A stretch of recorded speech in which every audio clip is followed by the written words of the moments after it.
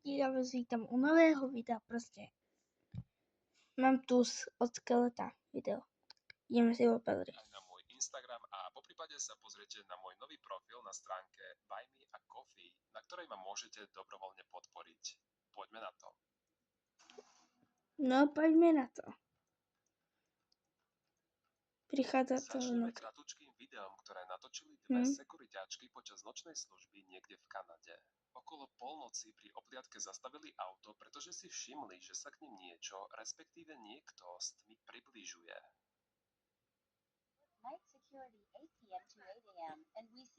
Vidíte to?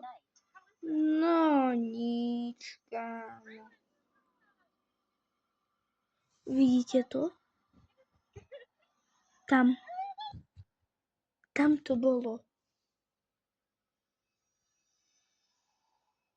Vy to nedobre vidíte, lebo je to zlé, viete. Nechápavé otázky dvoch žien sprevádzajú túto nahrávku, na ktorej je vidieť akúsi postavu, ktorá sa z môjho pohľadu nejaví príliš ľudsky. Ľudia v komentároch teda okrem kritiky, že prečo sa nezachovali odvážnejšie, tipujú, že ide o známeho Skinwalkera alebo dokonca Bigfoota. A čo si myslíte vy? Skinwalkera, psykoky. Živá sú. Brian, ktorý pôsobí na Twitchi pod prezývkou Daily Dasher, cestuje po celom svete a svoje zážitky zaznamenáva na živé vysielania, ktoré trvajú niekedy 6 alebo aj 7 hodín v kuse. Pred asi 6-7. mesiacom sa nachádzal v Ekvadóre, kde oslavoval svoje narodeniny. Počas jedného z livestreamov chcel divákom ukázať výhľad z baru, no už počas toho, ako kráčal na terasu, si všimol niekoho, kto mu neskôr priviedol poriadne šoky. Sledujte.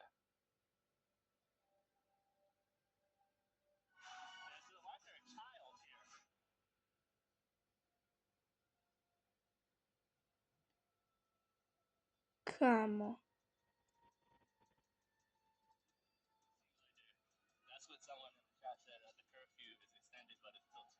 Kámo to dievča. To není dobré. To není dobré, dievča, chlapci. A dievča. On je preč. O nie. Tu máte jej titulky.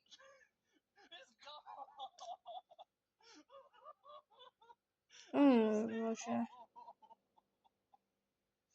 To je strašne divné.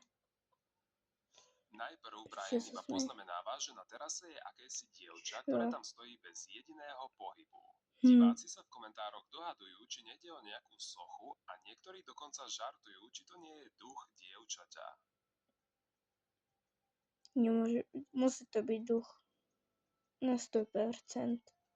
Keď sa po krátkom čete so sledujúcimi opäť pozrie na miesto, kde nehybne toto dievča stálo, nikto tam už nie je. Brian ostáva šokovaný, keďže sa dievča akoby záhadne vyparilo, no je samozrejme možné, že z terasy bez povšimnutia odišlo, keď sa práve nepozeral. Tak či onak, je zaujímavé, ako stojí bez jediného pohybu či reakcie, keď Brian otvorí dvere. A už vôbec nekomentujem, že je oblečená v bielých šatách a má čierne vlasy, teda ako taký typický duch dievčaťa v Nemôže každom to byť horore. Samara. Môže to byť, ale nemusí. Sylvia z Veľkej Británie má veľké starosti kvôli paranormálnym aktivitám, ktoré sa odohrávajú v jej malom byte.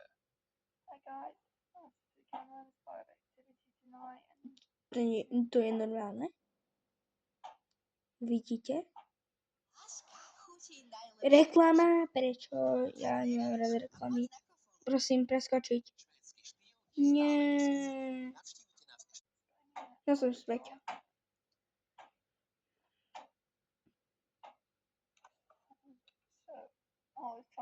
Kámo, to není normálne. Známy duch Poltergeist hýbe rôznymi predmetmi, otvára a zatvára dvierka na skrinkách, či dokonca má sklony jej fyzicky ublížiť. O môj Bože. Na ňu môže nož z kuchyne nož na ňu vyletieť. Nebudem mať také myšlienky.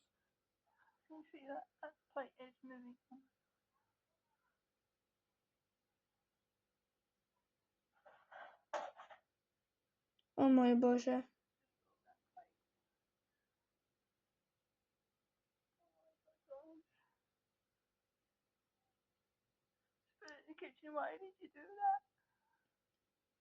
Keďže tieto prejavy sa časom iba zhoršovali, Silvia umiestnila statické kamery, ktoré Ja by som nahrávali sa presťahoval. nepretržite. Presťahoval by som sa.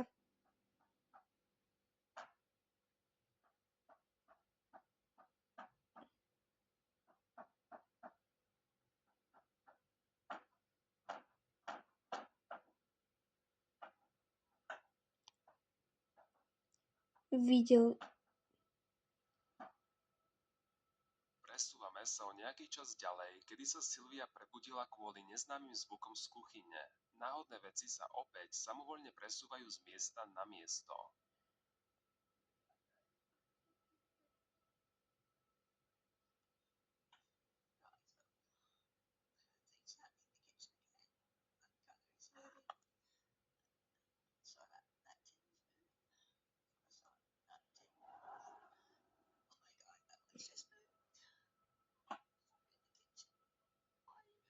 No nič, kámo.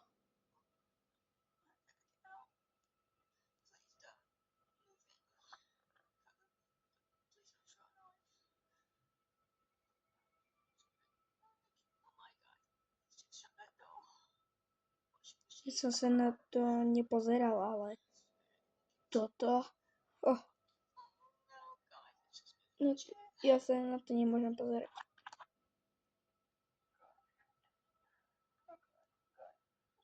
Prepačte. Najväčší strach má z toho, aby poltergeist nezačal hýbať vecami, ktoré by jej mohli ublížiť. Jej obavy sa ale pomaly začínajú naplňať.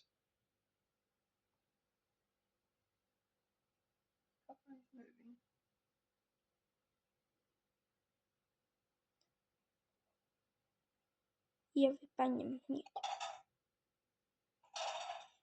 Oh. Ja padám hneď. Ostrý nôž vyletel zo stojana a dopadol nebezpečne blízko jej nôh. Ostáva pevne veriť, že tieto aktivity sa nebudú zhoršovať. Silvia stále pridáva nové videá na svoj YouTube kanál, ktorý nájdete pod menom Silvia C.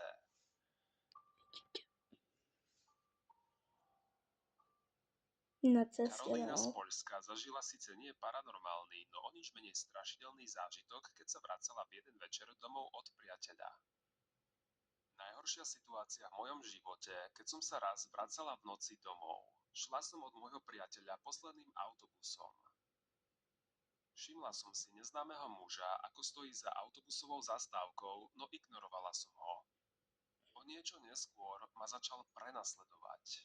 Chcela som utekať, no mala som strach, že by sa rozbehol za mnou. Začal kráčať rýchlejšie a rýchlejšie. V jednom momente začal niečo kričať, takže som si myslela, že je iba opitý. No prenasledoval ma až domov. Keď som bola na rohu, začala som utekať až do domu. Keď som vchádzala dovnútra, už som ho nevidela. Avšak o 20 minút neskôr som počula zvonček, ktorý máme pri bráne. Zavolala som mame, ktorá mi ale nedvíhala. Ten muž postával priamo pred domom a hľadel do okien. Čoraz viac sa približoval. V tomto momente ma postihla panika. A to najhoršie, prešiel cez záhradu až ku dverám a začal prudko ťahať za kľučku. Zamkla som sa v kúpeľni a počkala som na rodičoch, pretože nikto nebol doma. Po 15 minútach prestal, no ja som tam ostala ešte hodinu, kým sa rodičia nevrátili z práce. Takýto hrôzostrašný zážitok so stalkerom by určite nechcel zažiť nikto, no ak máte náhodou podobnú skúsenosť ako toto poľské dievča, rozhodne sa podeľte v komentároch.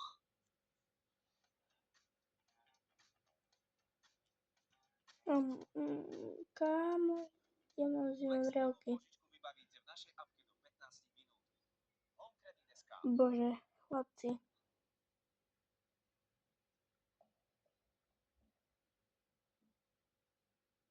TikTok užívateľ Dino Nuggets 741 začal dokumentovať strašidelné udalosti, ktoré sa odohrávali v jeho dome.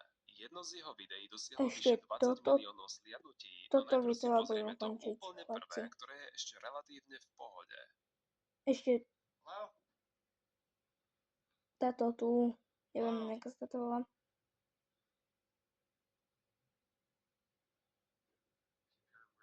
WTF.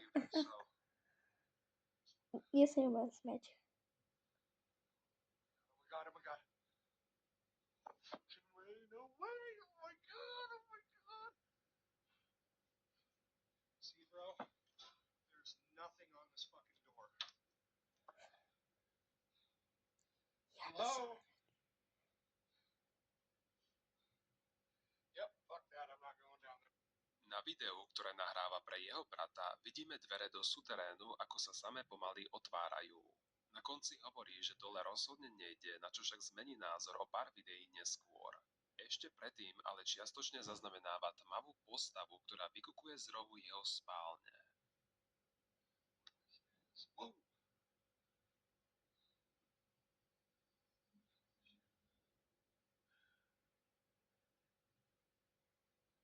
Whoa.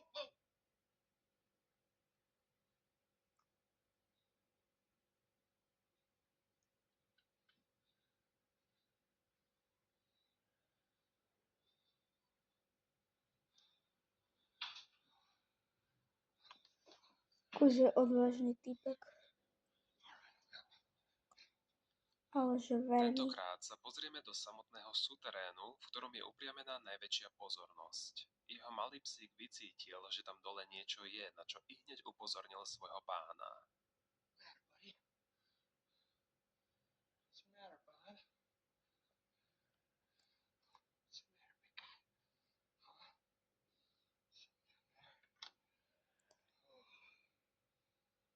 Čaute.